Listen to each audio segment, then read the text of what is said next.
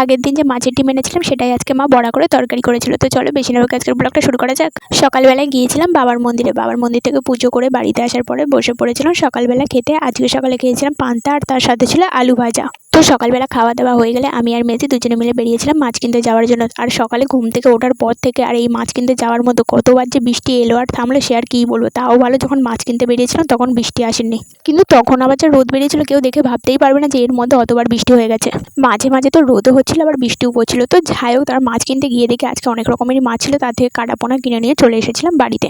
মাছ কিনে বাড়িতে আসার কিছুক্ষণ পরে বসে পড়েছিলাম আপেল খেতে। এমনি আমি আপেল টাপেল অত খাই না, কিন্তু এই আপেলটা ছোটো মতন দেখতে সুন্দর লাগছিল তাই ভাবলাম খাই, আর দু এক সময় তো ইচ্ছা হলে তাই একটু খাই। তো আপেল খেতে খেতে চলো একটু কমেন্ট পড়ে নেওয়া যাক।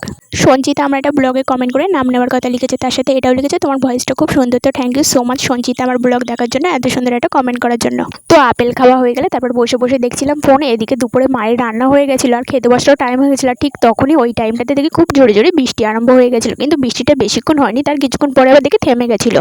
তো তারপরে দুপুরবেলা আমরা বসে পড়েছিলাম খেতে। আজকে দুপুরে আমাদের রান্না হয়েছিল চাল কুমড়ো শাক চচ্চড়ি আর মাছের ডিমের বড়া তরকারি। মাছের ডিমটা আগের দিন রঘুনাথপুর বাজার থেকে নিয়ে এসেছিলাম, কিন্তু আগের দিন বেলা হয়ে যাওয়ার কারণে মা রান্না করে নিয়ে রেখে দিয়েছিল। তো আজকে মাছের ডিমটাকে বড়া করে আলু দিয়ে রান্না করেছিল, আর মাছের ডিম খেতে তো আমার খুবই ভালো লাগে।